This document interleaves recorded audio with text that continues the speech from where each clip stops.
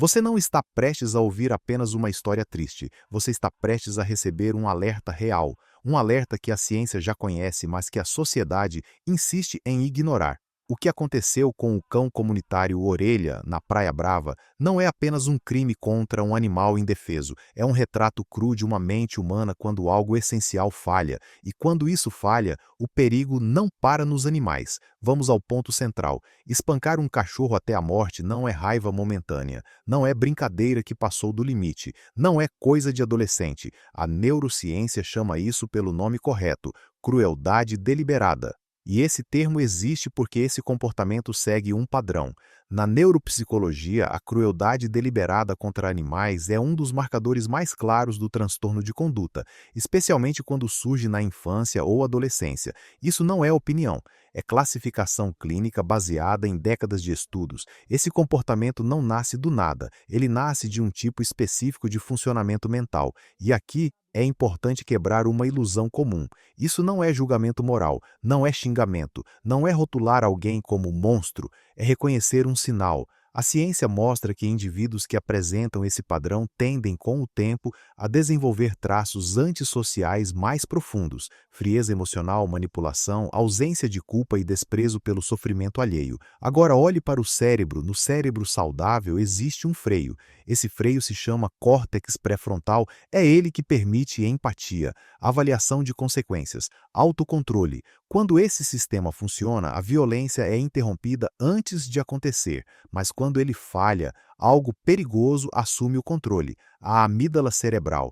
A amígdala é o centro das reações primitivas: agressividade, ataque, dominação. Sem o pré-frontal atuando, ela opera sem freio. O resultado é direto e mensurável: agressividade fria, sem culpa, sem remorso, sem reconhecimento da dor do outro. E aqui entra a parte mais perturbadora. Para esse tipo de mente, o animal não é um ser vivo, não é um companheiro, não é alguém que sente dor. Ele vira um objeto, um alvo, uma ferramenta para descarregar tensão ou exercer poder. A violência deixa de ser reação emocional e passa a ser ação deliberada. Quando isso acontece em grupo, como no caso de Orelha, o risco se multiplica, porque o cérebro aprende algo ainda mais grave: machucar gera recompensa. A dopamina entra em cena, a excitação aumenta, o sentimento de pertencimento se fortalece, a violência vira ritual, vira validação social. E agora vem um dos alertas mais ignorados da ciência moderna. Estudos mostram correlação direta entre crueldade contra animais na juventude e violência futura contra pessoas, especialmente contra quem é mais vulnerável: crianças, idosos, parceiros, indivíduos indefesos. Não é regra absoluta, mas é risco elevado, e risco elevado não se ignora. Agora, atenção máxima, porque isso diz respeito a todos nós. Essas mentes deixam rastros claros no comportamento: indiferença ao sofrimento alheio, piadas com dor, desprezo por animais, humilhação de quem é mais fraco, ausência de remorso real. Quando confrontadas, não demonstram tristeza pelo dano causado. Demonstram irritação por terem sido expostas, mentem com facilidade, justificam a violência, minimizam o ocorrido, invertem a culpa. Esse é um dos sinais mais claros, e o alerta se torna ainda mais grave quando adultos tentam encobrir, relativizar ou coagir testemunhas, porque o cérebro aprende outra lição perigosa: a realidade pode ser manipulada, a culpa pode ser evitada, a força pode vencer a ética. Nesse ponto, o padrão se cristaliza. Agora vem a parte mais importante deste vídeo: como identificar esse tipo de pessoa antes que o dano aconteça. Observe comportamentos, não discursos. Observe como reage ao sofrimento dos outros. Observe como trata animais. Observe se sente prazer em dominar, humilhar ou machucar. Observe se a compaixão é vista como fraqueza. Crueldade nunca aparece sozinha. E como agir perto de pessoas assim?